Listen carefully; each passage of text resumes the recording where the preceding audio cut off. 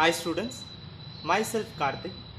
Today we are going to talk about the important calculation of the first lesson, law of motion. Calculation part is very essential because we are expecting from 4 mark and 7 mark compulsory question it is coming from the calculation part only. In that manner, today we are going to talk about the first lesson important calculation questions. First question is conservation of momentum. You know very well m1 m2 is masses and u1 u2 is the initial velocity and v1 v2 is the final velocity. What is mean by conservation of momentum? Before collision and after collision. Suppose the mass 1 and mass 2 is traveling in the straight line without collision. After that the mass 1 mass 2 is before collision and after collision the velocity is same. That only we are going to prove in this calculation. So first one, the force 1 is equal to m2 into v2 minus u2 divided by t. Force 2 is equal to m1 into v1 minus u1 divided by t. So we are using the Newton third law. You know very well what is mean by Newton third law. Every action there is an equal to opposite reaction. So F1 is equal to minus F2. Substitute F1 and F2. So m2 into v2 minus u2 divided by t is equal to minus of m1 into v1 minus u1 divided by t. The t is cancelled. Just simplify the equation. Finally you get m1 u1 is plus m2 u2 is equal to m1. So you simplify the final equation. You just receive the final answer. m1 u1 plus m2 u2 is equal to m1 v1 plus m2 v2. This is the final answer of conservation of momentum. You just refer your material. Second question is universal law of mathematical expression. This is also one of the important question. You know very well what is meant by universal law. Every particle attract each other in this universe. Every particles attract each other in this particle. In that case, forces is directly proportional to masses and force is directly proportional to the inversely proportional to the square of the distance. That is, F is directly proportional to m1 m2. F is the force, m1 m2 is the masses, and F is directly proportional inversely proportional to 1 by r square. That is, F is inversely proportional to 1 by r square. R is a distance. So combine the equation. So F is directly proportional to m1 m2 divided by r square. F is equal to g m1 m2 divided by r square. And the directly proportional வச்சு நம்ம calculation போட முடியாது. அந்த இடத்துல ஒரு constant value add ஆகுது. That is equal to g. G is nothing but universal gravitational constant.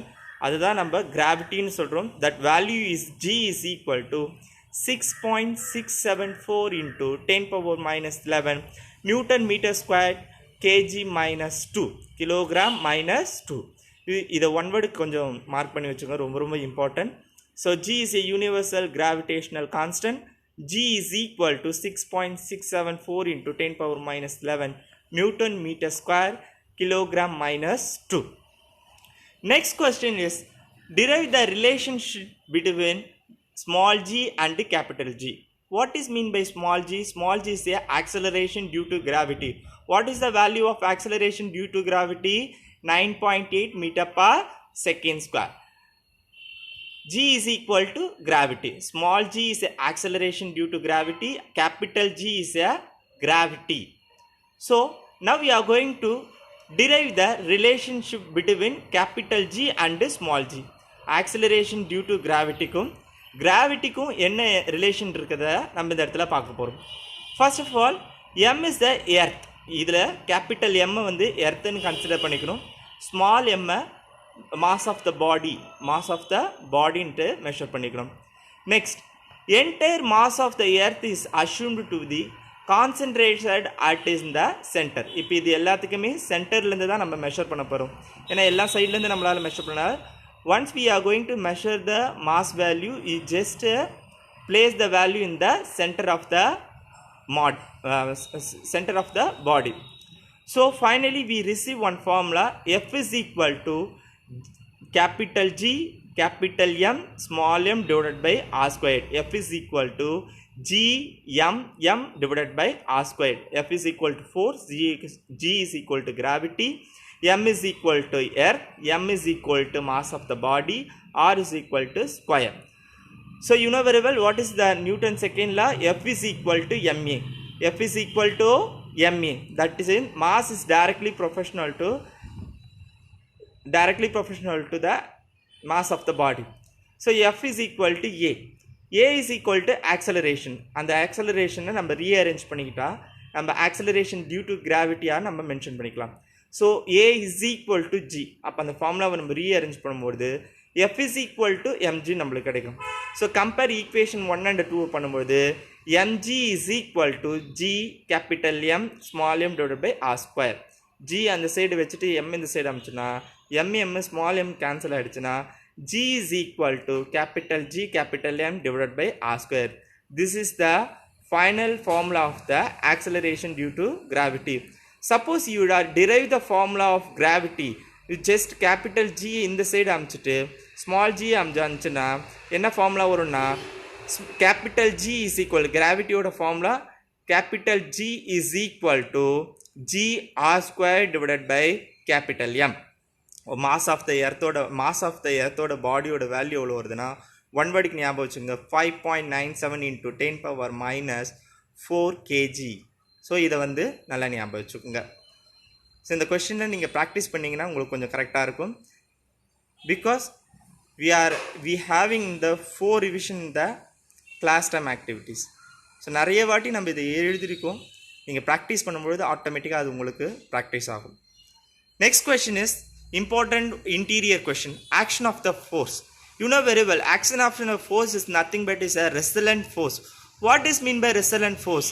One or two forces to combine to form a one force, it is called a resultant force. அப்படின்னா என்னன்னா நிறைய force எல்லாம் ஒன்றா சேர்ந்து ஒரே ஒரு ஃபோர்ஸாக வர்றதுக்கு பேர் தான் resultant force. ஸோ அந்த ரெசலன்ஸ் ஃபோர்ஸ் எப்படி ஆக்ட் ஆகும் அப்படின்ற ஒரு ரூல்ஸ் இருக்குது. அது வந்து இம்பார்ட்டன்ட் ஒரு டீட்டெயில் தட் இப்போ அந்த இடத்துல ஒரு பாக்ஸ் மாரி இருக்கு இல்லையா, அதுதான் ஒரு மாஸு. F1 F2 ஃபோர்ஸ் வந்து சேம் டைரக்ஷனில் forces act on the same direction பேரலாக ஒரே டைரக்ஷனில் இருக்கும் பொழுது அதோட ரெசலன்ட் ஃபோர்ஸ் எப்படி இருக்குன்னா அந்த ரெண்டுமே ஒரே ஃபோர்ஸ், அது ரெண்டுமே ஈக்குவல் ஃபோர்ஸாக இருக்கும் பொழுது அதோட net value F1 F2 add பண்ணி தான் நம்ம எழுதுவோம். இப்போ 2 பேர் நம்ம தள்ளும் பொழுது அந்த 2 பேரோட ஃபோர்ஸையும் ஆட் பண்ணி நம்ம எழுதுவோம். Suppose the parallel force act on the opposite direction, suppose இந்த சைடு ஒரு டைரக்ஷனும் இந்த சைடு ஒரு ஃபோர்ஸும் ஆக்ட் ஆகும் பொழுது அதோட ரெசலன்ஸ் ஃபோர்ஸை நம்ம இப்படி கால்குலேட் பண்ணுவோம். F net is equal to F1 minus F2 or F net is equal to F2 minus F1 நம்ம எழுதிக்கலாம். இது எப்போ எந்த கேஸில்? ரெண்டாவது கேஸில் வந்து same forces act on the opposite direction, 2 force வந்து ஆக்ட் ஆகுது ஆப்போசிட் டைரக்ஷனில் இருக்கும் பொழுது நம்ம இப்படி மென்ஷன் பண்ணிக்கலாம். Third case is a resultant force acting on the same opposite direction is equivalent value. அதாவது இப்போ என்ன ஆகுதுன்னா 2 ஃபோர்ஸ் வந்து ஆப்போசிட் டைரக்ஷனில் தான் வந்து ஆக்ட் ஆகுது. அதில் F1ஓட ஃபோர்ஸும் F2ஓட ஃபோர்ஸும் ஒரே மாதிரி இருக்குது. அப்போ அதோட ஃபோர்ஸ் எவ்வளோ இருக்கும்? 0. அதாவது இது நியூட்டன் தேர்ட் லாவாக இருக்கும். நியூட்டன் தேர்டில் every action equal to opposite reaction.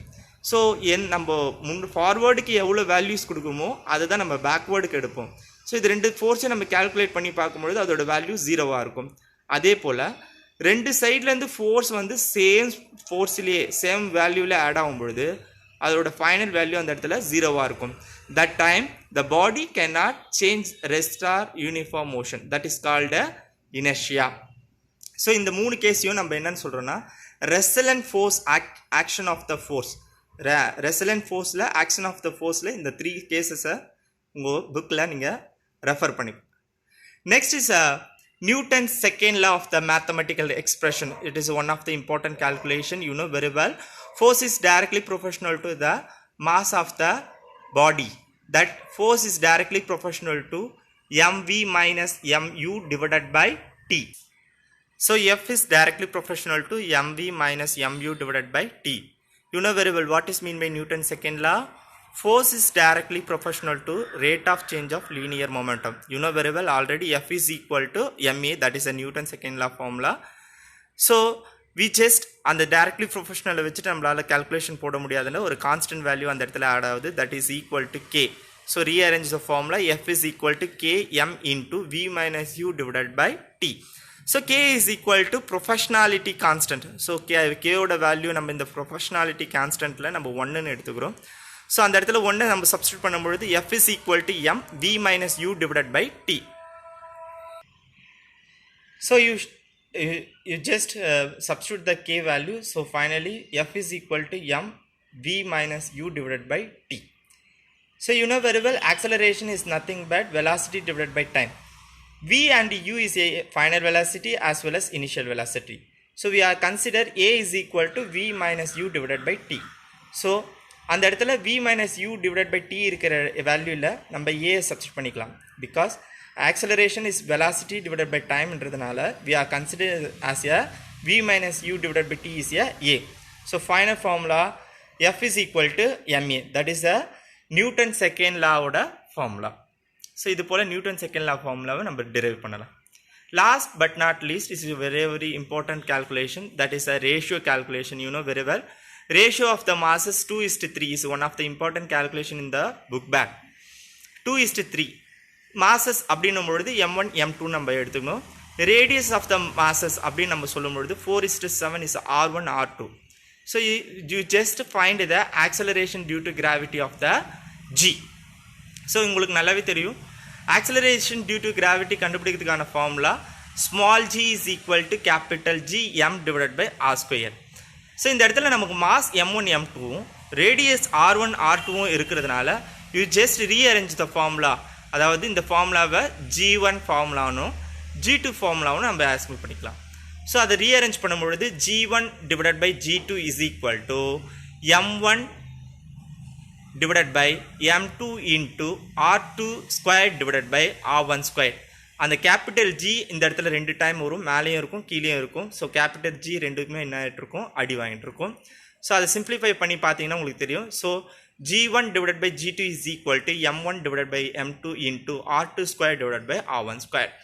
So அந்த கன்சர்ன் வேல்யூ m1 ஓட வேல்யூ m2 ஓட வேல்யூ நம்ம சப்ஸ்டிட்யூட் பண்ணி நம்ம ஸ்கொயர் பண்ணும்பொழுது நம்மளுக்கு ஃபைனலாக கிடைக்கிற ஆன்சர் வந்து 98 divided by 48.